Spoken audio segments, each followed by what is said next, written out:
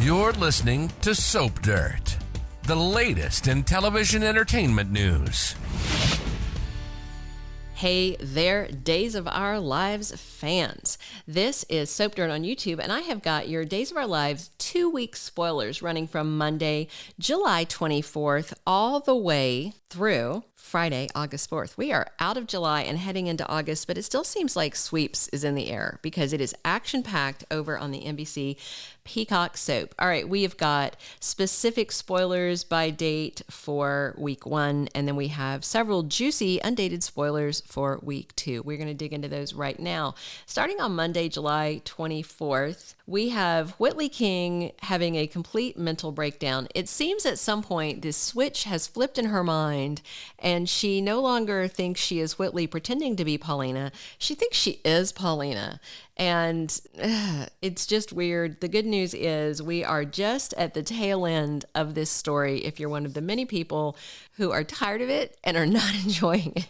All right. We also see, and this is weird, the spoiler is that Rafe and Jada are stunned to find a lifeless Lani. They found her on Friday, so the scene is going to replay on Monday, but then they still gave us another spoiler about it. So the info on that is that Crazy Nurse Whitley dosed her with something scary, and they have to get her to the hospital, and they have to give her an antidote and save her life. And it's funny because they had indicated that someone was going to die as part of this whole plot. I don't know if someone's going to die or they're counting this thing with Lani as the death or near death. Because, you know, in Salem, people cross over, they talk to dead relatives, then they come back, and then technically they were dead, but we'll see. So Marlena gets word that Abe is alive on Monday, and no doubt that's a phone call from John because he knows that fact from Jerry because he and Patch found the guy in LA. We also see Chad opening up to Theo. Maybe it's about his frustrations with Alex Kyriakis being the world's most annoying yet hottest shirtless neighbor. And we see Alex visiting Stephanie. And you know, Chad's going to be excited about that. I mean, I'm excited. He comes to the door. He's shirtless and sweaty. Sure. Where can we get an apartment in that building, right, people?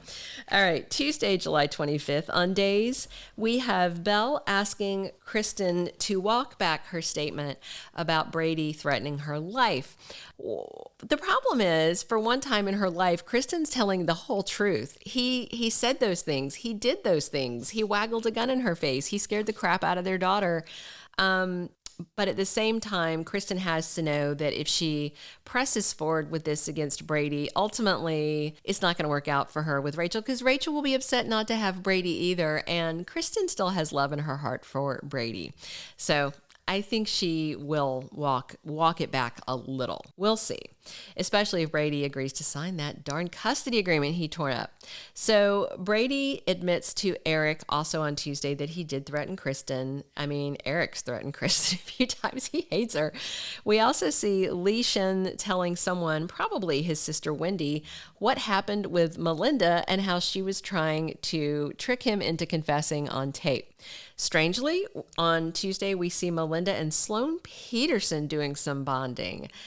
I don't know what that's about. They have always been rivals, nemesis. And then we also see EJ and Nicole going to see the high-risk baby specialist who is going to do a genetic workup on EJ. And that's a problem because as far as we suspect, he may not be the father of this baby because of Sloan Petersen playing games.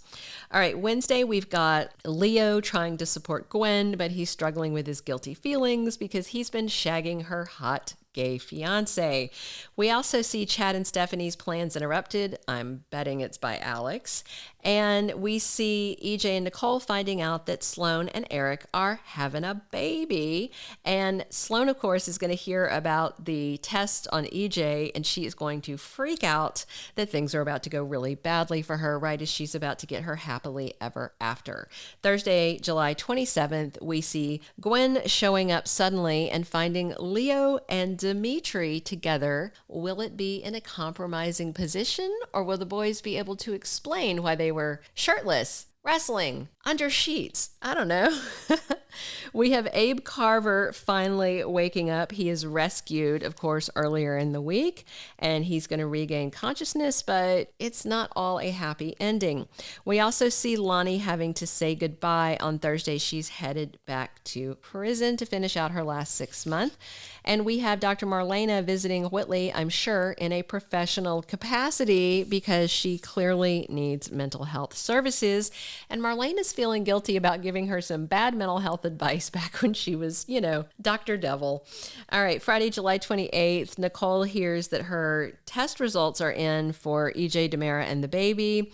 We also have Gabby and Stefan ready to get married, and we have Dimitri sending some highly inappropriate texts to Leo, and Gwen sees them. The question is, does she see Dimitri's name, or is Leo sharing him as magic penis or something in his contact list? Leo seems like the kind of guy who would give cutesy nicknames to people on their contacts. And he did say he thought he had a magic penis. So, all right, Rafe tells Jada he's ready to go public with their romance. And that's how week 1 is going to close down. Going into week 2, we have 5 juicy undated spoilers we are going to give you.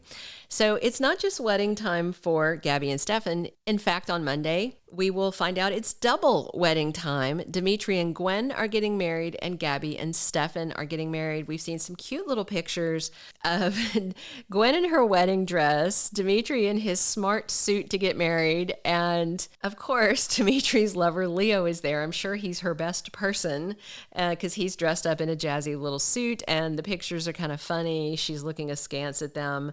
The question is, has she figured it out by the time they walk down the aisle? Will Leo blurt the truth out, or will she have figured it out but just decide she wants to go ahead and get married because she rubbed it in Xander's face and she's just going to make Dimitri give her a big chunk of that money he is getting? We shall see. We also see Sloan really desperate now that she knows that Nicole had further genetic testing done, and so she tampers with the test results. But last I checked, she has a law degree, not a medical degree, and it looks like that she might mess things up in a weird way because later in the week, Nicole gets some stunning news. So did Sloan tamper with those tests in a way that's going to scare Nicole into thinking something is wrong with her baby, is what I'm wondering.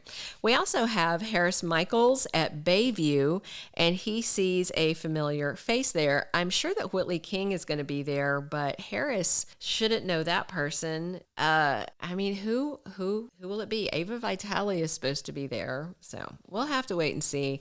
But we have Harris scenes next week. We also have Trip Johnson waking up in bed with someone that is not the someone I think he thinks he should be waking up in bed with. He and Wendy talked about making love. They haven't yet, but it says he's startled to wake up in bed with someone.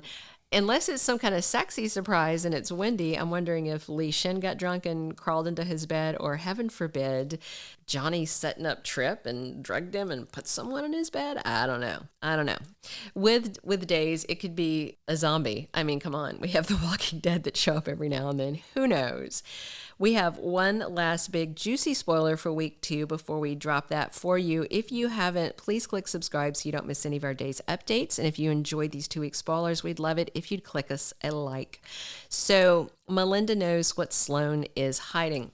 It looks like that Sloan has done some bonding with her and then spilled some tea to her. And I don't know if Melinda's keeping that little voice recorder on hand. Maybe she's making friends with her to try and screw her over later. I don't know what's going on with Melinda, but I am enjoying seeing more of Tina Huang.